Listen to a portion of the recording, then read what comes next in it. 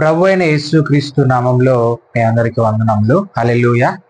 ఈరోజు పరిశుద్ధాత్మ దేవుడు మనకి ఇచ్చిన ఆత్మీయమైన ఆహారం ఏంటంటే, మనము నీతిని అనుసరించి యథార్థమైన మాటలు మాట్లాడాలని దేవుడు ఈరోజు మనతో నా పరిశుద్ధాత్ముడు మనకు గుర్తు చేస్తూ ఉన్నాడు. ఒకసారి చూడండి, యెషయా గ్రంథం 33వ అధ్యాయము 15వ వచనం మనం ఒకసారి చదువుకుందాం. నీతిని అనుసరించి నడుచుచు యథార్థముగా మాట్లాడచ్చు, నిర్బంధము వలన వచ్చు లాభమును ఉపేక్షించుచు, లంచము పుచ్చుకొనకుండా తన చేతులను మలుపుకొని హత్యను మాట వినకుండా చెవులు మూసుకొని చెడుతనము చూడకుండా కనులు మూసుకునివాడు ఉన్నత స్థలమున నివసించును. హల్లెలూయా. నీతిని అనుసరించి నడుచుచు యథార్థముగా మాట్లాడుచు. ఇక్కడ రెండు విషయాలున్నాయి, మనం జ్ఞాపకం చేసుకుంటే 3 విషయాలు ఉన్నాయి. నీతిని మనం ఏం చేయాలంట?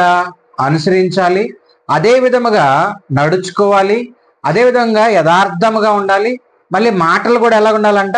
యథార్థముగా మాట్లాడాలని చెప్పి ఇక్కడ భక్తుడు చెప్తూ ఉన్నాడు. మనం జ్ఞాపకం చేసుకుంటే ఇక్కడ నీతిని మనం అనుసరించాలన్నా, అందులో నడవాలన్నా, యథార్థంగా ఉండాలన్నా, యథార్థముగా మాట్లాడాలని అంటే మొదట యేసు క్రీస్తే నిజమైన రక్షకుడని మనం తెలుసుకోవాలి.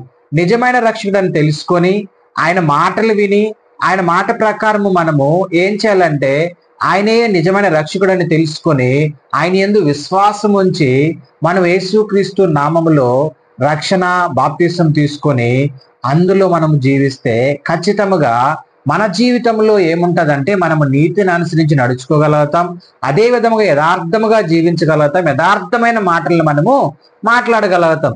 అయితే మనము ఒక భక్తుడి గురించి మనం జ్ఞాపకం చేసుకుందాము. లూకాసు వార్త 1వ అధ్యాయము 6వ వచనం ఒకసారి చదువుకుందాం. లూకాసు వార్త 1వ అధ్యాయం 6వ వచనం చూడండి. ఇక్కడ ఈ భక్తుడు ఏం చేశాడో, ఏం అనుసరించి ఎలాగ ముందుకు వెళ్తున్నాడు చూడండి.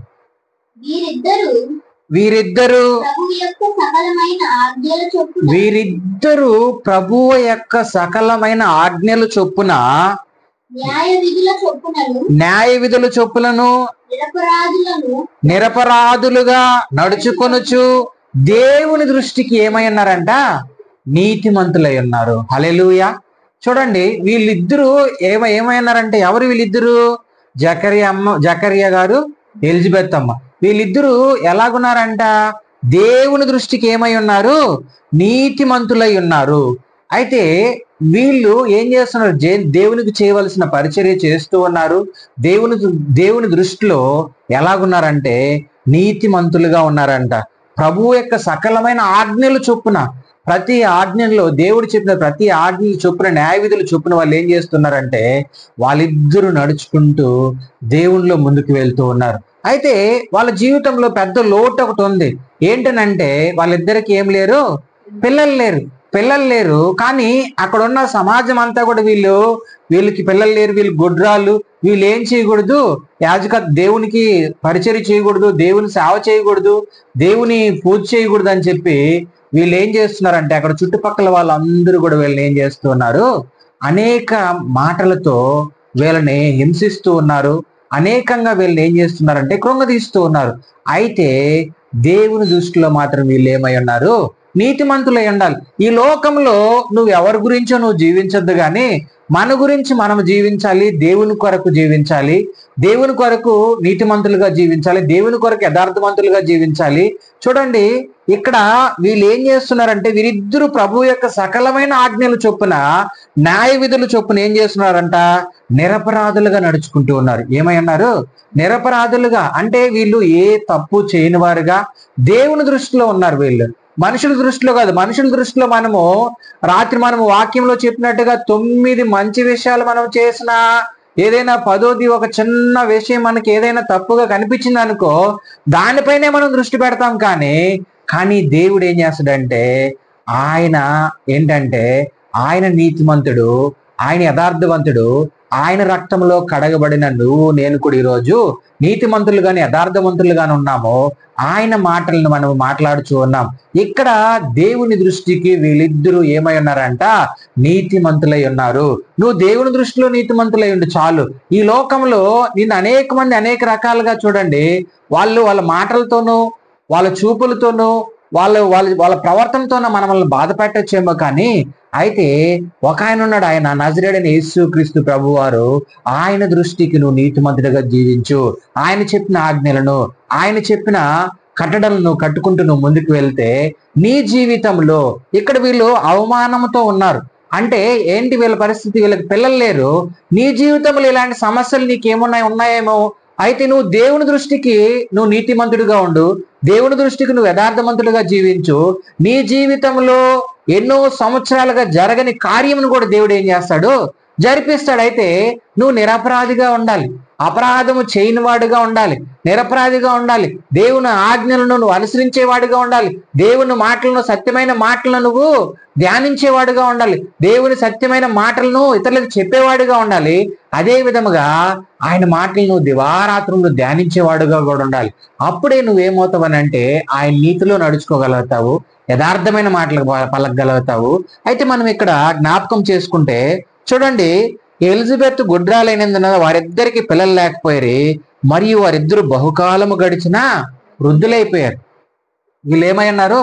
బహుకాలం గడిచిపోయింది, చాలా వీళ్ళు యవ్వనం అయిపోయింది, వృద్ధాప్యంలోకి వచ్చేసారు, బహుకాలం కూడా గడిచిపోయింది. అయితే వీళ్ళిద్దరి జీవితంలో ఇప్పుడు వీళ్ళకి ఫలం వస్తుంది అంటావా?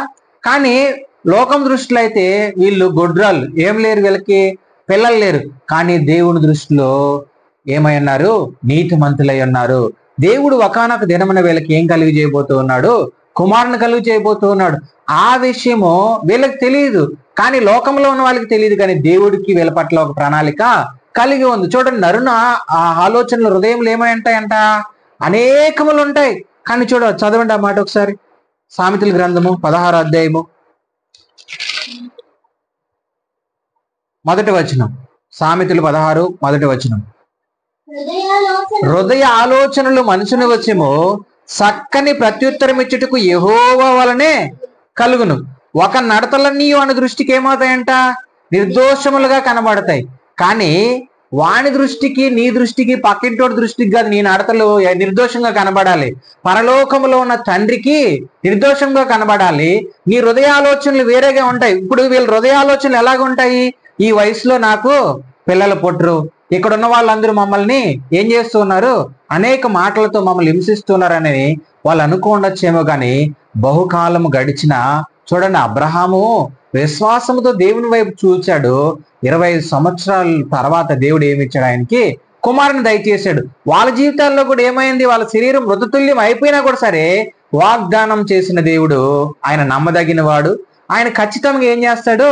ఇచ్చిన మాటను తప్పకుండా నెరవేర్చే దేవుడు. వీళ్ళ జీవితంలో వీళ్ళకి ఎందుకు దేవుడు ఈ వయసులో పిల్లల్ని కలిగి చేస్తున్నాడు అని అంటే దేవుడికి ఒక ప్రణాళిక కలిగి ఉన్నాడు. హల్లెలూయా. వీళ్ళకి పుట్టబోయే బిడ్డ ద్వారా ఆయన గొప్ప ప్రణాళికను కలిగి ఉన్నాడు. అందుకని నీ ద్వారా నా ద్వారా కూడా దేవుడు ఒక ప్రణాళిక కలిగి ఉంటాడు. అయితే నువ్వు నిరపరాధిగా ఉండాలి, ఏ అపరాధము చేయని వాడిగా ఉండాలి. నువ్వు దేవుని ఆయన ఆజ్ఞలను ఆయన్ని ఇతరులను ప్రేమించమంటూ ఉన్నాడు, ఇతరులను ఏం చేయమంటూ క్షమించమంటూ ఉన్నాడు, ఇతరులను ఏం చేయమంటూ ఉన్నాడు? ఆయన వాక్య లేఖనాల ద్వారా బలపరచమంటూ ఉన్నాడు. కాబట్టి మనము దేవుని పట్ల మనం చేయవలసిన పని మనం చేస్తూ ఉంటే దేవుడు మన పట్ల ఏదైతే జరగకుండా ఉంటుందో దానిని ఖచ్చితంగా ఆయన జరిగిస్తాడు. హల్లెలూయా. వీళ్ళ జీవితంలో అదే జరిగింది. చూడండి 8వ వచనం చదువు. లూకాసు వార్త 8.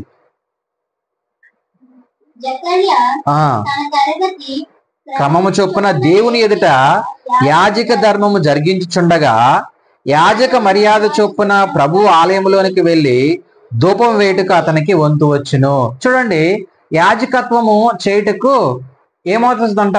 ఇప్పుడు కుటుంబంలో ఏమవుతుందంటే యాజకత్వము చేసే వాళ్ళు చూడండి, ఒక్కొక్క సంవత్సరం ఇక్కడ కొన్ని పనులు ఉంటాయి. టెంపుల్లో పనిచేసే వాళ్ళు కూడా ఒక్కొక్క సంవత్సరము ఒక్కొక్క కుటుంబానికి వస్తూ ఉంటది. అదే విధంగా యాజక ధర్మము జరిపించుట కొరకు దేవునిలో ఆయన క్రమము వంతు వచ్చినప్పుడు ధూప సమయమందు ప్రజల సమూహం అంతయు వెలుపల ప్రార్థన చేయుచూ ఉండగా ప్రభువు దూత ధూపవేదికి కుడివైపు నిలిచి అతనికి కనబడగా, అప్పుడు జకర్యా అతన్ని చూసి తొందరపడి భయపడి వాడాయను. అప్పుడు దూత అతనితో, జకర్యా భయపడకు, నీ ప్రార్థన వినబడింది, నీ భార్య అయిన ఎలిజబెత్ నీకు కుమారుని కనును, అతనికి యోహానని పేరు పెట్టెను. నీ ప్రార్థన ఏమైందంట? ఆయన ప్రార్థన దేవునికి వినబడింది. నీతిమంతులు యేసుక్రీస్తు రక్తంలో కడగబడి ఆయన ఆయన ఆయన వాక్యమును ఆయనకు ప్రార్థన చేస్తూ ఆయన న్యాయ విధులను మనం కడుతూ అదే విధముగా ఆయన ఆజ్ఞలను అనుసరించి మనం జీవిస్తూ ఉన్నప్పుడు మన జీవితంలో ఏదైతే జరగకుండా ఉంటుందో దాన్ని ఖచ్చితంగా ఆయన ఏం చేస్తాడు? జరిగిస్తాడు. ఆ దూత వాళ్ళ దగ్గరికి వచ్చింది, నీ ప్రార్థన నేను విన్నాను అని అంటున్నాడు. హల్లెలూయా. నీతిమంతుని ప్రార్థన ఏమవుతుంది? దేవునికి వినబడుతుంది. యథార్థంగా నడుచుకునే వాళ్ళ ప్రార్థన ఏమవుతుంది? దేవునికి వినబడుతుంది. ఖచ్చితంగా దేవుడు, ఈరోజు నువ్వు ఇలాంటి స్థితిలో ఉన్నావేమో, ఒకవేళ చాలా సంవత్సరాలుగా నీకు పిల్లలు లేకుండా ఎదురు చూస్తున్నావేమో, చాలా సంవత్సరాలుగా నువ్వు అనుకున్న నీ కోరిక నీ ఆశ నెరవేరడం లేదేమో, చాలా సంవత్సరాలుగా జాబ్ గురించి ఎదురు చూస్తున్నావేమో, చాలా సంవత్సరాలుగా నీ పిల్లలు నీ మాట వినకుండా వెళ్తూ ఉన్నారేమో, చాలా సంవత్సరాలుగా నీ కుటుంబంలో ఆర్థిక పరమైన భారంతో అనేక విషయాల్లో సతమతమైపోతూ ఉన్నావేమో, దేవుడు ఈరోజు నీతో మాట్లాడుతూ ఉన్నాడు. నువ్వు భయపడాల్సిన అవసరం లేదు, నీ ప్రార్థన దేవుడు వింటూ ఉన్నాడు. హల్లెలూయా. అయితే దేవుని మీద నువ్వు నమ్మకముగా ఉంచు. ఈ లోకములో చూడు, నువ్వు దేవుణ్ణి ప్రేమిస్తే సకలము ఆయన నీకేమిస్తాడంటే సమృద్ధిగా కలిగజేయగలుగుతాడు. నీ దగ్గర ఏదైతే కొరత ఉందో ఆయన ఖచ్చితంగా ఆయన దయచేస్తాడు. అయితే నువ్వు ఈ లోకములో దేన్నైనా నువ్వు ప్రేమించావనుకో, ఈ రోజు నిన్ను ప్రేమిస్తారు, రేపు ద్వేషిస్తారు. ఈ రోజు నీకు సహాయం చేస్తారు, రేపు వచ్చి ఏం చేస్తారంటే నిన్ను ముందు బానించి వెనక్కి కీడుగా మాట్లాడతారు. ఈ రోజు నీతో మంచిగా ఉంటారు, రేపు చెడుగా ఉంటారు. అయితే దేవుడు ఎల్లప్పుడూ నీతోనే ఉంటాడు. హల్లెలూయా. ఆయన నిన్నే ప్రేమిస్తూ ఉంటాడు.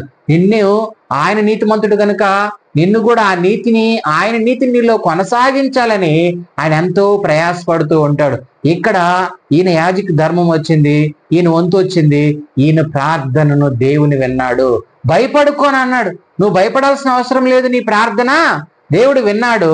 నువ్వు ఆ కుమారుని కనబోతుంది ఎలిజబెత్ అమ్మ, ఆ కుమారుడికి ఏ పేరు పెడతావు అనేది కూడా ఈ దూత వచ్చి చెప్పింది. ఏ పేరంట? యోహాను అన్నాడు. హల్లెలూయా. చూడండి, ఈ యోహాను భక్తుడు ఈ భూమిపైకి దేవుడు ఒక ప్రణాళిక ప్రకారము తీసుకొచ్చాడు. ఆ ప్రణాళిక ఏంటంటే ఆయన సువార్తని ప్రకటించుట కొరకు, మొదట సువార్తని కొత్త నిబంధన కాలంలో ప్రకటించుట కొరకు యోహానుని ఈ భూమిపైకి దేవుడు తీసుకొచ్చాడు. చూడండి, కిందకి చదవండి. నీ భార్య ఎలిజబెత్ తమ కుమారుని కన్నా అతనికి యోహాను అని పేరు పెట్టిన 14వ వచనం. అతడు ప్రభు దృష్టికి గొప్పవాడై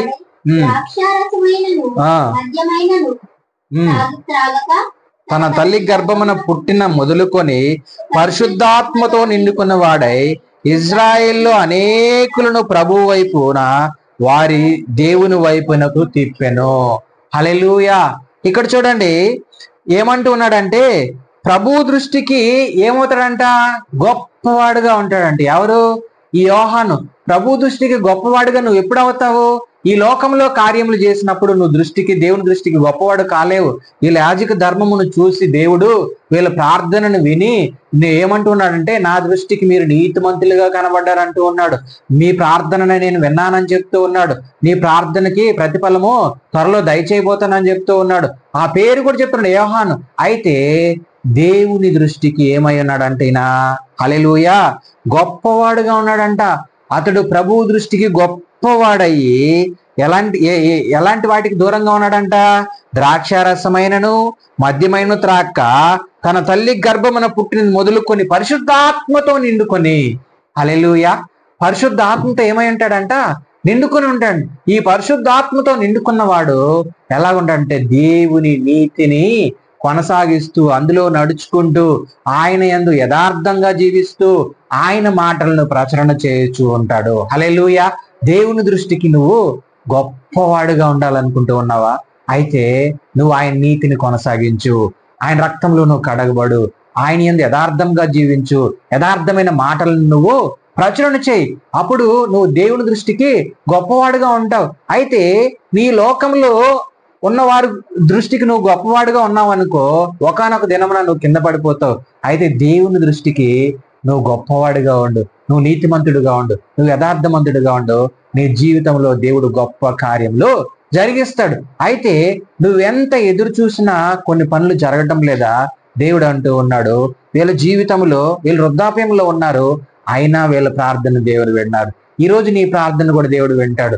నువ్వు అయితే యేసు రక్తంలో నువ్వు కడగబడి ఆయన చెప్పిన మాట ప్రకారం నువ్వు జీవిస్తే ఖచ్చితంగా వీళ్ళ జీవితంలో దేవుడు ప్రతిఫలం ఇచ్చాడు. నీ జీవితంలో, నా జీవితంలో కూడా దేవుడు ఏమిస్తాడు? ప్రతిఫలం ఇస్తాడు. ఎందుకంటే నీ ప్రార్థనలు వినే దేవుడు ఆయన. ఖచ్చితంగా ఆయన నీ ప్రార్థనకి సమాధానం ఇచ్చే దేవుడు. నువ్వెన్ని సమస్యల్లో, ఎన్ని బాధల్లో, ఎన్ని ఇరుకుల్లో, ఎన్ని సమస్యల్లో ఉన్నా నువ్వు ప్రార్థన చేస్తే ఖచ్చితంగా ఆయన ఏమిస్తాడు? సమాధానం ఇస్తాడు. ఆయన నువ్వు మొరపెడితే ఖచ్చితంగా ఆయన వింటాడు, నీకు ఉత్తరమును దయచేస్తాడు. ఇక్కడ అంటూ ఉన్నాడు, ప్రభు దృష్టి గొప్పవాడై ఉన్నాడంట. ఏ ద్రాక్షారసమైనను మద్యమైనను వీటన్నిటికీ ఆయన ఏమై ఉన్నాడు? దూరంగా ఉంటాడని దేవుడు చెప్తూ ఉన్నాడు, దేవుని దూత. అయితే ఇంకొక మాట అంటూ ఉన్నాడు, ఆయన ఎప్పుడు పరిశుద్ధాత్మతో నింపబడి ఉంటాడు. హల్లెలూయా. పరిశుద్ధాత్మతో నింపబడి ఉన్నవారు ఖచ్చితంగా దేవుని కార్యములను చూస్తారు. దేవుని కార్యములు వాళ్ళ జీవితంలో చూస్తారు, వాళ్ళ కుటుంబంలో చూస్తారు. అయితే ఇక్కడ దేవుని కార్యము ఎలిజబెత్ అమ్మ, జకరియా గారి కుటుంబంలో చూడగలుగుతున్నాం. ఈరోజు మనం వింటూ ఉన్నాం. ఎందుకనంటే వాళ్ళ ప్రార్థనలో దేవుడు విన్నాడు. వాళ్ళ ప్రార్థన దేవుని దృష్టికి అంగీకారంగా ఉన్నది. నీ ప్రార్థన ఎలాగుందో ఒకసారి మనం జ్ఞాపకం. మనం చూడండి, మన ప్రార్థనలు ఎలాగుంటాయి? ఆస్తులు లేవు, అంతస్తులు లేవు, ఇంకా డబ్బు లేదు, లేకపోతే వాళ్ళు ఎక్కువగా ఉన్నారు, నేను తక్కువగా ఉన్నాను అనాలి. కానీ నీ ప్రార్థన దేవుని దృష్టికి అది గొప్పదిగా ఉండాలి. హల్లెలూయా. నీ ప్రార్థన దేవుని దృష్టికి చేరాలనంటే నువ్వు ఖచ్చితంగా దేవుని నీతిని నెరవేర్చేవారిగా ఉండాలి. నువ్వు నిరపరాధిగా ఉండాలి. నువ్వు ఏ మద్యమును, ద్రాక్షారసమునైనా నువ్వేం చేయకూడదు, తాగకూడదు, సేవించకూడదు. అయితే ఇక్కడ అంటున్న దూత ఎల్లప్పుడూ పరిశుద్ధాత్మతో నిండిన వాడై ఉంటాడని చెప్తున్నాడు. హల్లెలూయా. ఎల్లప్పుడు ఎలాగుంటాడంట? పరిశుద్ధాత్మతో నిండిన వాడై, నిండుకొని వాడై ఇజ్రాయిల్ అనేకులను ప్రభు వైపును వారికి తిప్పును. దేవుని వైపుకి ఏం చేస్తాడంట? అనేకులను ఏం చేస్తాడు? దేవుని వైపు తిప్పుటకు. ఈరోజు నిన్ను నన్ను కూడా దేవుడు, ఒకవేళ చిన్న వయసులో నువ్వు దేవుడు తెలుసుకోలేదేమో, కానీ దేవుడు తల్లి గర్భములో రూపింపబడక మునిపే, జగత్ పునాది వేయబడక మునిపే దేవుడు నిన్ను నన్ను యేసు క్రీస్తులో మనల్ని కూడా ఏర్పాటు చేసుకున్నాడు ఆయన. ఎందుకనంటే నీ పట్ల, నా పట్ల దేవుడు ఒక ప్రణాళిక కలిగి ఉన్నాడు. ఇక్కడ ఎలిజబెత్ అమ్మ, జకరియా గారి పట్ల, వాళ్ళకు పుట్టబోయే కుమారుడు పట్ల ఏం కలిగి ఉన్నాడు? దేవుడు ఒక ప్రణాళిక కలిగి ఉన్నాడు. ఆయన ద్వారా ఆయన సువార్తను ప్రకటించుకోవాలని ఈ భూమిపైకి తీసుకొచ్చాడు. ఈ రోజు నిన్ను నన్ను కూడా చూడండి, సంఘములు అనేక మంది ఉంటే అందరినీ ఒకే పనిగా దేవుడు వాడుకోడు, కానీ అనేక పనుల్లో దేవుడు వాడుకుంటూ ఉంటాడు. కొంతమందిని ఆత్మలు రక్షించే, కొంతమందిని వాక్యం చెప్పేవారుగా, కొంతమందిని బోధించేవారుగా, కొంతమందిని సువార్త చెప్పేవారుగా, కొంతమందిని పరిచారకులుగా, కొంతమందిని సేవకులుగా దేవుడు ఇలాగ ఏర్పాటు చేసుకుంటూ ఉంటాడు. అయితే మనం జ్ఞాపకం చేసుకోవాల్సింది ఏంటంటే, ఇక్కడ ఈయన పరిశుద్ధాత్మతో నిండుకుని వాడై అనేక మందిని దేవుని వైపుకు తిప్పేవాడుగా ఉన్నాడు. ఈరోజు నువ్వు నేను కూడా అనేక మందిని మనం ఏం చేయాలి? దేవుని వైపు తిప్పగలగాలి. కిందకు చదువుమా. మరియు అతడు తండ్రుల హృదయములను పిల్లల తట్టుకును, అవిధేయుల నీతిమంతుల జ్ఞానమును అనుసరించుటకును త్రిప్పి ఆయత్తపడి ఉన్న ప్రజలను సిద్ధపరచుటకు ఏలియా యొక్క ఆత్మయు శక్తియు గలవాడై ఆయనకు ముందుగా వెళ్ళును గనుక నీకు సంతోషము మహా ఆనందము కలుగును. అతడు పుట్టినందున అనేకులు సంతోషించెదరు. హల్లెలూయా. అతను పుట్టినందున అనేకులు ఏం చేస్తారంట? సంతోషిస్తారంట. ఎప్పుడు సంతోషిస్తారు? చూడండి, ఇప్పుడు మనము ఎప్పుడు మన పిల్లలు పుట్టడం వల్ల వాళ్ళు ఒక ప్రయోజకులు అయినప్పుడు మనం ఏం చేస్తాము? సంతోషిస్తాము. ఎందుకనంటే అదే వాళ్ళు ప్రయోజకులు కాకుండా ఈ లోకంలో పడిపోయి వేరే మార్గంలో ఉన్నప్పుడు అప్పుడు తల్లిదండ్రులు ఏమవుతారు? బాధపడుతూ ఉంటారు. అయితే అనేకులు ఏమవుతారంట? సంతోషపడతారని చెప్తూ ఉన్నాడు. హల్లెలూయా. అనేకులను దేవుని వైపు తిప్పుతాడంట. అనేకులు దేవుని మార్గంలోకి నడిపిస్తాడంట. ఈరోజు మనం అనుకుంటూ ఉంటాం కానీ మన పిల్లల్ని గొప్ప గొప్ప ఉద్యోగాలు చేయాలి, గొప్ప గొప్ప హోదాల్లో ఉండాలనుకుంటూ ఉంటాం కానీ నువ్వు అనేకులను దేవుని వైపు తిప్పుటికే నిన్ను నన్ను దేవుడు ఏర్పాటు చేసుకున్నాడు. కాబట్టి మనము ఇక్కడ మనకు అనేకులను సంతోష పెట్టే విధంగా ఉండాలి. అయితే లోకంలో ఉన్న వారిని ఏదో సంతోష పెట్టాలని గొప్ప గొప్ప కార్యములు చేసి దాన ధర్మాలు చేసేది కాదు, కానీ నీవు చేసేది ఏదైనా, అది పరిచర్య కావచ్చు, అది ఏదైనా నువ్వు చేసే సహాయం కావచ్చు, అది దేవుని దృష్టికి దేవునికి అది మహిమకరంగా జరిగించాలి. హల్లెలూయా. అది దేవునికి అది ఘనతగా ఉండాలి, నీకు ఘనతగా నువ్వు ఎంచుకోకూడదు. అందుకే ఇక్కడ అంటూ ఉన్నాడు ఏంటంటే అనేకులు సంతోషించెదరు. హల్లెలూయా. అప్పుడు జకర్యాకి ఈ దూత చెప్పిన తర్వాత ఒక డౌట్ వచ్చింది. అయ్యా, నాకు వయసు అయిపోయింది, మా ఆవిడికి వయసు అయిపోయింది కదా, ఇప్పుడు మేము ముసలి వాళ్ళము, నా భార్య బహుకాలము గడిచిందని ఆ దూతతో చెప్పగా, దూత నేను దేవుని సముఖమునందు నిలుచు గాబ్రియేలును నీతో మాట్లాడుటకును ఈ సువర్తమానము నీకు తెలియజేయుటకును పంపబడితిని. హల్లెలూయా. ఏ వర్తమానం అంటే ఇది? సువర్తమానమును నీకు తెలియజేయుటకు నేను పంపబడినాను. నేను ఎక్కడుంటాను? దేవుని ఎదుట నిలబడి ఉండు. గాబ్రియేలు దూతని దేవుడు నన్ను పంపించాడు. నేను మనుషుల ద్వారా వచ్చిన వాడిని కాదు, పరలోకము నుంచి పరిశుద్ధుడు పరిశుద్ధుడని ఆయన దగ్గర నుంచి నేను నీ దగ్గరికి వచ్చి ఉన్నాను. ఎందుకనంటే పరలోకములో ఉన్న తండ్రి నీ ప్రార్థన విని ఉన్నాడు. హల్లెలూయా. ఈ రోజు దేవుడు నీ ప్రార్థన వినిపోతూ ఉన్నాడు. నువ్వెన్ని సమస్యల్లో ఉన్నా, ఎన్ని బాధల్లో ఉన్నా, ఇలాంటి పరిస్థితుల్లో ఉన్నా కూడా సరే దేవుడు నీ ప్రార్థనకి సమాధానం ఇవ్వబోతూ ఉన్నాడు. ఎవరో ఒక సేవకుల ద్వారానో, వాక్యం ద్వారానో, దేనో ఒక ద్వారా దేవుడు ఏం చేస్తాడంటే నీ ప్రతి సమస్యను తీర్చగలిగిన వాడు ఒకే ఒక ఆయన ఉన్నాడు. ఆయన నజరేయుడైన యేసు క్రీస్తు ప్రభువు వారు. నువ్వు ప్రార్థన చేయి, వాక్యం చదువు, మోకాళ్ళే ఆయనకి ప్రార్థన చేయి, ఆయన దగ్గర సమాధానము నువ్వు ఖచ్చితంగా పొందుకోగలుగుతావు. ఇక్కడ వీళ్ళు ప్రార్థన చేస్తారు, వీళ్ళు ప్రార్థన విని పరలోకం నుంచి దూత ఈ భూమిపైకి వచ్చింది. అయితే వీళ్ళకి చెప్తున్నా వీళ్ళు ఏం చేస్తున్నారు? డౌట్ కలిగి ఉన్నారు. అప్పుడు గాబ్రియేలు చెప్తుంది, నేను దేవుని సముఖమున ఎదురుగా ఉండే గాబ్రియేలు దూతను, నేను ఈ రోజు సువర్తమానమును మీ దగ్గరికి తీసుకొచ్చాను. మీకు కుమారుడు పుట్టబోతున్నాడు. ఆయన యోహాను, ఆయన దేవుని దృష్టికి గొప్పవాడై ఉంటాడు. ఆయన ఏ మద్యమును ఏ ద్రాక్షారసమును తాగనివాడై ఎల్లప్పుడూ పరిశుద్ధాత్మతో నింపబడి అనేక మంది ప్రజలను దేవుని దృష్టికి దేవుని వైపుకి తిప్పుతాడని చెప్తున్నాడు. హల్లెలూయా. చూడండి, నీకు కుమారుడు పుట్టడం వల్ల అనేక మంది ఏమవుతారు? సంతోషిస్తారని చెప్తూ ఉన్నాడు. కాబట్టి ఆ దూత ఎప్పుడైతే చెప్పిందో చూడండి, వెనక్కి 20 వచనం చదువమ్మా.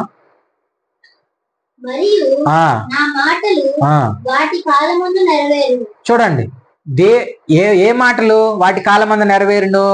గాబ్రియేలు దూత చెప్పిన మాటలు ఏ సమయములో యోహాను ఈ భూమిపైకి రావాలో ఆ సమయంలోనే దేవుడు ఈ భూమిపైకి తీసుకొస్తాడు. ఏ సమయంలో నువ్వు రక్షింపబడాలో, ఏ సమయంలో నువ్వు సంగమను కట్టాలో, ఏ సమయంలో నువ్వు ఇతరుల్ని ఆ దేవుని వైపు తిప్పగలవో ఆ సమయం వరకు నువ్వేం చేయాలి? వెయిట్ చేయాలి, ఎదురు చూడాలి. అంతేగాని తొందరపాటే నిర్ణయాలు తీసుకుంటే దేవుని చిత్తమును నెరవేర్చలేము. అందుకే మరియు నా మాటలు వాటి కాలమందవి నెరవేరును, నీవు వాటిని నమ్మలేదు గనుక ఈ సంగతులు జరుగు దినము వరకు నీవు మాట్లాడక మౌనమైందునని అతనితో చెప్పాను. హల్లెలూయా. ఇతడు ఇక్కడ ఏమవుతున్నాడంటే నమ్మట్లేదు. ఎవరిమైనా ఎలా నమ్ముతాము? మనుషులము కదా మనము. ఏంటంటే ఈ వయసులో నాకు బిడ్డ ఎలా పుడతాడు అని చెప్పి వాళ్ళు వృద్ధాప్యములు బహుకాలము గడిచినా ఏమైందంట? ఆవిడ బహుకాలము గడిచిందని ఆ దూతతో చెప్పగా అని అంటున్నాడు. ఇక్కడ నేను ముసలివాడును, నా భార్య బహుకాలము గడిచిందని చెప్తూ ఉన్నాడు. అంటే ఈ వయసులో మాకు పిల్లలు ఎలాగ పుడతారయ్యా? నువ్వైతే చెప్తున్నావు కానీ అయితే నీ మాటలు ఏమై ఉంటున్నాయి? నమ్మసక్యం కావటం లేదు. చూడండి, దేవుని మాటలు ఎవరికి కూడా నమ్మసక్యం కావు. ఈ లోకంలో ఎవరన్నా వచ్చి ఏదైనా చెప్తే నమ్ముతాము కానీ పరలోకం నుంచి దూత చెప్తేనే వీళ్ళు ఏమై ఉన్నది? డౌట్ అయి ఉన్నది. అయితే ఇలాంటి డౌట్ నువ్వు కలిగి ఉన్నావేమో. దేవుడు నీతో మాట్లాడుతూ ఉన్నాడు. నీలో ఉన్న ప్రతి కీడుని తీసివేయబోతున్నాడు, నీలో ఉన్న ప్రతి సమస్యని తీసివేయబోతున్నాడు, నీలో ఉన్న ప్రతి ఒక్క పరిస్థితి నుంచి దేవుడు నీకు విడుదల ఇవ్వబోతూ ఉన్నాడు. నీ ప్రార్థనకి దేవుడు సమాధానం ఇవ్వబోతూ ఉన్నాడు ఈరోజు. హల్లెలూయా. అయితే చూడు, నమ్మలేదు గనక నువ్వు అప్పుడు వారికి ఏమై ఉండాలి? మౌనమై ఉండు. ప్రజలు జకర్యా కొరకు కనిపెట్టుచుండి ఆలయమునందు అతడు ఆలస్యం చేసినందుకు ఆశ్చర్యపడిరి. హల్లెలూయా. ఆలయం నందు జకర్యాని ఏం చేస్తున్నారు? ప్రజలు కనిపెడుతూ ఉన్నారు. ఆలయం నందు ఏం చేస్తున్నాడు? ఈయన యాజకత్వమును ఆలస్యం చేస్తూ ఉన్నప్పుడు అక్కడ ఉన్నవారు ఏమవుతున్నారు? ఆశ్చర్యపడ్డారు. అతడు వెలుపలకు వచ్చినప్పుడు వారితో మాట్లాడలేకపోయినందున ఆలయం నందు అతనికి దర్శనము కలిగిందని వారు గ్రహించిరి. హల్లెలూయా.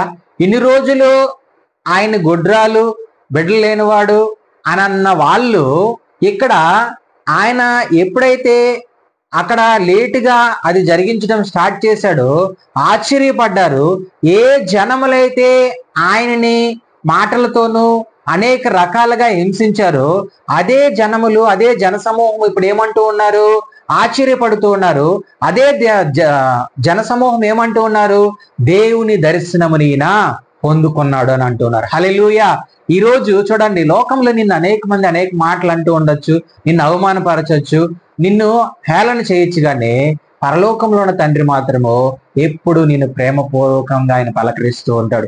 ఆయన ప్రేమతో నిన్ను అత్తుకుంటూ ఉంటాడు. ఆయన ప్రేమతో నిన్ను చారదీస్తూ ఉంటాడు. ఆయన ప్రేమతో నిన్ను కాపాడుతూ ఉంటాడు. ఆయన ప్రేమతో నీ ప్రార్థనను వింటూ ఉంటాడు. హల్లెలూయా. అయితే ఇక్కడ మనం జ్ఞాపకం చేసుకోవాల్సింది ఏంటంటే, ఏ జకర్యానైతే ఎంతమంది అయితే ఎన్ని మాటలు అన్నారో ఆయన చేస్తున్న యాజకత్వం బట్టి వాళ్ళు ఆశ్చర్యపడ్డారు. అదే విధముగా ఆయనకి దర్శనం వచ్చిందనే సంగతిని కూడా వీళ్ళకు గ్రహించగలిగినారు. ఎందుకనంటే ఇన్ని రోజులు ఆయన ఏం చేశారు? అవమానపరిచారు ఇద్దరిని, భార్యాభర్తలు. మీకు పిల్లలు లేదు. చూడండి, విలేజ్ లో ఎవరైనా ఒక భర్త లేని స్త్రీ, భర్త చనిపోయిన స్త్రీ ఎదురొచ్చినా కూడా ఏం చేస్తారు? వెనక్కి వెళ్ళిపోతూ ఉంటారు. అదే విధముగా పిల్లలు లేని తల్లిదండ్రులు ఎదురొచ్చినా కూడా సరే వాళ్ళని చూసి ఏమవుతారు? వెనక్కి వెళ్ళిపోతారు. ఏదైనా ఒక పని మీద స్టార్ట్ అయినప్పుడు. ఎందుకంటే వాళ్ళు గొడ్రాలు, పిల్లలు లేరు. అదేవిధంగా మొండమోపి, భర్త లేడు, బొట్టుండాలి, అలాగా రకరకాల ఆలోచనలతో జీవిస్తూ ఉంటారు. కానీ ఈవేళ జీవితంలో ఎవరైతే నిన్ను నిందిస్తూ ఉన్నారో, ఎవరైతే నిన్ను అవమానపరుస్తూ ఉన్నారో, ఎవరైతే నిన్ను తక్కువగా చూస్తూ ఉన్నారో, అయితే ఒకానొక దినమున దేవుడు నిన్ను హెచ్చించబోతూ ఉన్నాడు. హల్లెలూయా. అనేక జనములు ఎదుట నీకు ఇవ్వవలసిన ప్రతిఫలం దేవుడు ఇవ్వబోతూ ఉన్నాడు. అప్పుడు వరకు నువ్వు మౌనిగా ఉండు. అప్పుడు వరకు నువ్వు కామ్గా ఉండు. దేవుడు ఖచ్చితంగా నీలో మంచి ప్రతిఫలములతో, మంచి ఈవులతో దేవుడు నిన్ను నింపబోతూ ఉన్నాడు. కిందకు చదువమ్మా. వెలుపలకు వచ్చినప్పుడు వారితో మాట్లాడలేకపోయినందున ఆలయం నందు అప్పుడు అతడు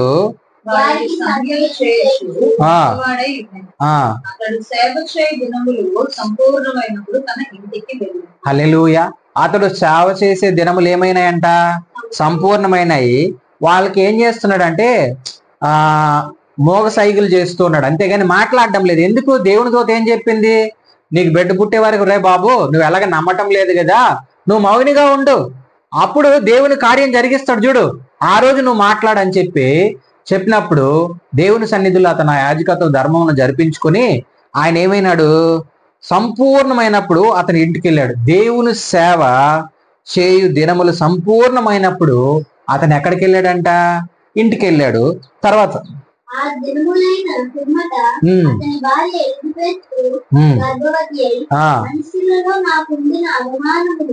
తీసివేయుటకు నన్ను కటాక్షించిన దినముల్లో ప్రభు ఎలాగ చేసిననుకొని 5 నెలల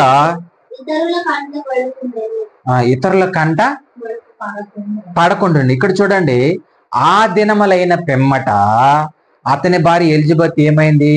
గర్భవతి అయింది. హల్లెలూయా. చూడండి ఎంత గొప్ప విషయమో. వాళ్ళ శరీరం మృతతుల్యమైపోయినప్పుడు, వాళ్ళ శరీరము బలహీనముగా ఉన్నప్పుడు దేవుని కార్యములు అనేటివి ఇలాగుంటాయి. ఒకవేళ నువ్వు ఎందులోనన్నా బలహీనంగా ఉన్నావేమో, దేవుడు నిన్ను బలపరచాలనుకుంటూ ఉన్నాడు. దేవుడు నిన్ను స్థిరపరచాలనుకుంటూ ఉన్నాడు. ఒకవేళ ఎవరైనా నిన్ను అవమానిస్తూ ఉన్నారేమో, ఇంకా ఆ అవమానమును దేవుడికి రాబోయే రోజుల్లో నీలో నుంచి తీసివేయబోతూ ఉన్నాడు. ఎంతమంది నిన్ను అవమానిస్తున్నారో వాళ్ళ దగ్గరే దేవుడు నిన్ను తలగా నియమించబోతూ ఉన్నాడు. వాళ్ళ దగ్గరే నిన్ను హెచ్చుగా ఉంచబోతూ ఉన్నాడు. కాబట్టి మనం జ్ఞాపకం చేసుకోవాల్సింది ఏంటంటే, ఇక్కడ చూడండి, మనుషులలో ఆమెకేమునిందంట? అవమానమునిందంట. అనేక మంది, నువ్వు గొడ్రాలు, నీకు పిల్లలు లేరు, ఇన్ని సంవత్సరాలు అయిపోయినా నువ్వు అసలు నీకు యాజక ధర్మం చేస్తే అర్హత కూడా లేదని అనేక రకాలుగా వాళ్ళని ఏం చేశారంటే వాళ్ళ భార్యాభర్తల్ని మనుషులు హింసించారు, అవమానపరిచారు. కానీ దేవుడు మాత్రం వాళ్ళని అవమానపరిచేవాడు కాదు. హల్లెలూయా. ఈ రోజు అనేక మంది నిన్ను అవమానపరచచ్చు, అనేక మంది నిన్ను అనేక మాటలు అనొచ్చు, కానీ పరలోకంలో ఉన్న దేవుడు మాత్రం నిన్ను ఎప్పుడు అవమానపరిచేవాడు కాదు. ఆయన నిన్ను ఏర్పాటు చేసుకున్న దేవుడు. ఆయన ఒక క్రమం చొప్పున, ఒక ప్రణాళిక చొప్పున నిన్ను ఆయన ఈ భూమి పైన నిన్ను ప్రత్యేకపరుచుకొని ఉన్నాడు. నువ్వు ఊరికే ఆయన దగ్గరకు వచ్చి లేదు, ఆయన రక్తం ఇచ్చి నిన్ను కొనుక్కొని ఉన్నాడు. ఆయన రక్తం ఇచ్చి నీ హృదయమును కడిగి ఉన్నాడు. ఆయన రక్తంతో నిన్ను ఆయన సన్నిధానంలో తెచ్చుకొని ఉన్నాడు ఈరోజు. కాబట్టి నువ్వు జ్ఞాపకం చేసుకోవాల్సింది ఏంటంటే, ఎంతమంది అవమానించినా ఒకానొక రోజుకి నిన్ను అందరూ కూడా మెచ్చుకోబోయే రోజు వస్తుంది, నిన్ను గౌరవించబోయే రోజు వస్తుంది. నిన్ను ఉన్నత స్థితిలో వాళ్ళందరూ చూసి వాళ్ళే అవమానపడే విధంగా ఉంటారు. అయితే దేవుడు వీళ్ళ జీవితంలో గొప్ప కార్యం చేశాడు. హల్లెలూయా. వీళ్ళ జీవితంలో గొప్ప కార్యం చేశాడు. చూడండి, నన్ను కటాక్షించిన దినముల్లో ప్రభువు ఇలాగ చేసుకొనని 5 నెలలు ఇతరుల కంటే ఏమవలేదంట, ఆవిడ కనిపించకుండా ఉంది. ఆవిడ 5 నెలలు కనిపించకుండా ఉండింది. కానీ దేవుడు ఆమె జీవితంలో గొప్ప కార్యమును వాళ్ళ కుటుంబంలో చేశాడు. గొప్ప కార్యమును వాళ్ళ జీవితంలో చేశాడు. అప్పుడు దేవుడు ఆ యోహానుని భూమిపైకి తీసుకొచ్చాడు. ఎందుకనంటే దేవుని చిత్తమును నెరవేర్చుట కొరకు యోహాను ఒక ప్రణాళిక ప్రకారము జకర్యా ఎలిజబెత్ అమ్మకి దేవుడు ఇచ్చాడు. కానీ చూడండి, ఆయనకి ఇచ్చిన ఆ బహుమానము ఇక 37వ వచనం ఒకసారి చదువు. దేవుడు చెప్పిన ఏ మాటైనను నిరర్ధకము కానేరదని ఆమెతో చెప్పాడు.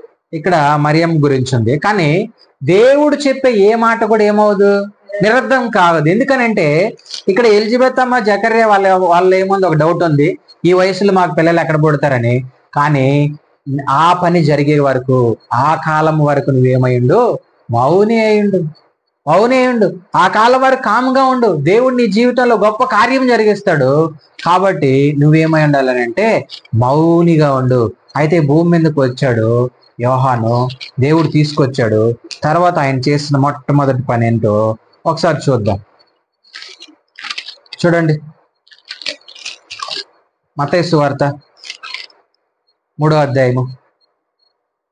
ఎవరంటే ఈయన బాప్తిస్మిచ్చు యోహాను. ఎవరు కుమారుడు ఇతను? జకర్యా ఎలిజబెత్ అమ్మ కొడుకు. వీళ్ళ శరీరం మృతతుల్యమైనప్పుడు దేవుని ప్రణాళిక ప్రకారము పుట్టిన కుమారుడు. అయితే ఈయన దేవుని చిత్తమును, దేవుని రాజ్యమును కట్టుటకు ఈయన్ని భూమి మీదకి తీసుకొచ్చాడు. ఆ దినముల యందు బాప్తిస్మిచ్చు యోహాను పరలోక రాజ్యము సమీపించినది, మారు మనసు పొందుడని యూదయ అరణ్యములో ప్రకటించబడుచునను, ప్రభువు మార్గము సిద్ధపరచుటకు, ఆయన త్రోవలను సరాలము చేయుటకు అరణ్యములో కేకల వేయునొక శబ్దము అని ప్రవక్త అయిన యెషయా ద్వారా చెప్పబడినని. అంటే ఆల్రెడీ ప్రవక్త యెషయా గారు ఏం చేశారు, ఇది ఎప్పుడో ప్రవచించారు. కానీ ఎన్నో సంవత్సరాల తర్వాత ఇది జరగడం జరిగింది. ఇక్కడ ఈయనకి పేరు ఏమి ఇచ్చారు, బాప్తిస్మిచ్చు యోహాను. అనేక మందిని ఇక్కడ ఈయన ఎందుకు వచ్చాడంటే, దేవుడు ఎందుకు పంపించాడంటే ప్రభు మార్గమును సరళము చేయుటకు. హల్లెలూయా. ఈ రోజు నిన్ను నన్ను కూడా ప్రభు చిత్తమును నెరవేర్చుకొనుట కొరకు ఆయన నిన్ను నన్ను ఏర్పరచుకొని ఉన్నాడు. అయితే ఇక్కడ అంటూ ఉన్నాడు, పరలోక రాజ్యము సమీపించి ఉన్నది కనుక మారు మనసు పొందడే అని అంటూ ఉన్నాడు. ఏం చేయాలంట? మారు మనసు కావాలి. ఈరోజు మన జీవితాల్లో ఎన్ని ఉన్నా మారు మనసు లేకపోతే వ్యర్థమే. ఎందుకనంటే చూడండి, దేవుడు ఇంత గొప్ప కార్యం చేశాడు, అనేక మంది సంతోషిస్తారని చెప్పారు, అనేక మందిని దేవుని వైపు త్రిపుతాడని చెప్పాడు. ఆ మాట ప్రకారమే ఈయన జీవితంలో ఇక్కడ జరుగుతుందా లేదా? బాప్తిస్మిచ్చు యోహాను అనేక మందికి ఏం చేస్తున్నాడు? ఇక్కడ సువార్త ప్రకటిస్తూ ఉన్నాడు, బోధిస్తూ ఉన్నాడు, అన్ని చేస్తూ ఉన్నాడు. కానీ ప్రభువు మార్గమును సరళం చేస్తున్నాడు. 4వ వచనం చదువు. ఈ యోహాను ఒంటి రోమముల వస్త్రమును తోలుదట్టియు ఆహారము ఆ సమయమున యెరూషలేము వారును యూదావారను యోర్దాను నది ప్రాంతముల వారందరూ యోర్దాను నది ప్రాంతముల వారు అందరూ యొద్దకు వచ్చి అతని యొద్దకు వచ్చి పాపములు ఒప్పుకొనుచు తమ పాపములు ఒప్పుకొనుచు యోర్దాను నదిలో అతని చేత ఆదేశము పొందుచు అనేక మంది వచ్చి ఈయన దేంతో నిండి ఉంటాడని చెప్పాడు దేవుడు. దేంతో నిండి ఉంటానన్నాడు దీపిక? పరిశుద్ధాత్మతో. ఎప్పుడు ఆయన ఏమై ఉంటాడు? నిండి ఉంటాడు. అనేక మంది ప్రజలను దేని వైపు తిప్పుతానన్నాడు? దేవుని వైపు తిప్పుతానన్నారు. అయితే ఆ దూత చెప్పిన మాట ప్రకారం ఇక్కడ జరుగుతుందా లేదా? దేవుని మాట ఎప్పుడు కూడా నిరర్ధకము కాదు, అది సత్యమైన మాట. ఆ మాట ఈరోజు నిన్ను నన్ను జీవింపజేస్తూ ఉంది. కీర్తనకారుడు అంటాడు కదా, నీ మాటే నాకు ఏమై ఉన్నది? నీ జీవమై ఉన్నది. నీ మాట నన్ను బ్రతికిస్తూ ఉందని చెప్తాడు. నీ మాట ద్వారా నా దుఃఖ దినములు సమాప్తలమైనాయి అంట. నీ మాట నాకు చీకట్లో వెలుగునిస్తుందని చెప్తూ ఉన్నాడు. అయితే ఇక్కడ అంటూ ఉన్నాడు, అనేక మంది ప్రజలను దేవుని వైపు తిప్పుతూ ఆయన యొర్దాను నదిలో అనేక మందికి ఏం చేస్తూ ఉన్నాడు? బాప్తీసమునిస్తూ ఉన్నాడు. అందరూ బాప్తీసం పొందిరి. అతడు పరిసయ్యుల్లోను సద్దుకయ్యుల్లోను అనేకులకు బాప్తీసం ఇచ్చుడు చూచి, సర్ప సంతానమా, రాబో ఉగ్రతను తప్పించుకొనుటకు మీకు బుద్ధి చెప్పువాడెవడు? మారు మనసుకు తగిన ఫలము ఫలించుడి. హల్లెలూయా. మారు మనసుకి ఏం కావాలంట?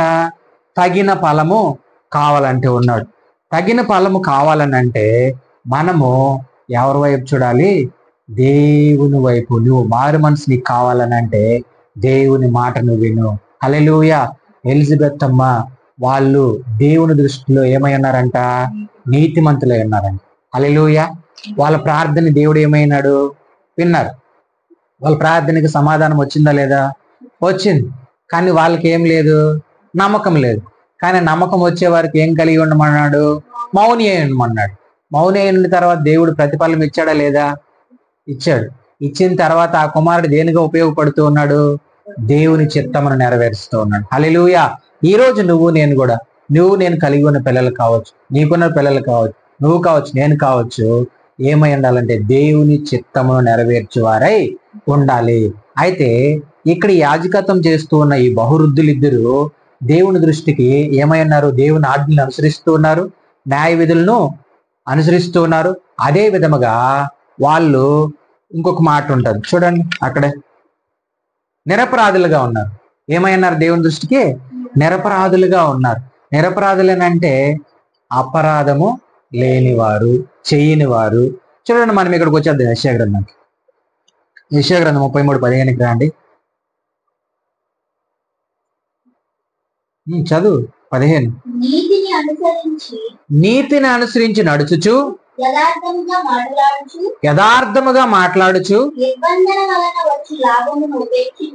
నిర్బంధము వలన వచ్చి లాభమును ఉపేక్షించుచు లంచము పుచ్చుకొనకుండా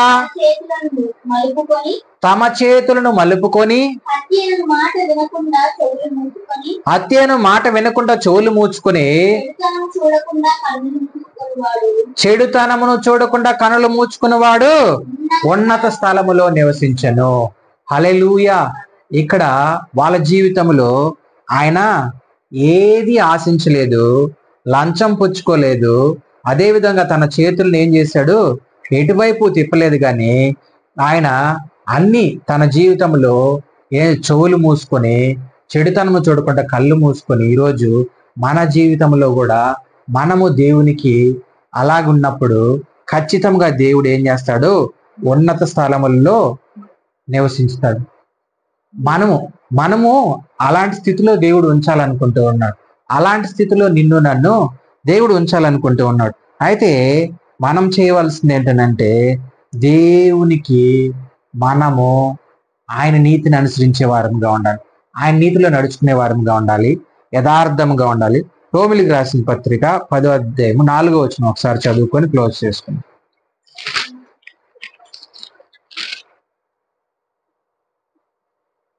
విశ్వసించు ప్రతివానికి నీతి కలుగుటకై యేసు ధర్మశాస్త్రమునకు సమాప్తి అయి ఉన్నాడు. ధర్మశాస్త్ర మూలము నీతిని నెరవేర్చువాడు దాని వల్లనే జీవించనని మోసే రాయుచున్నాడు.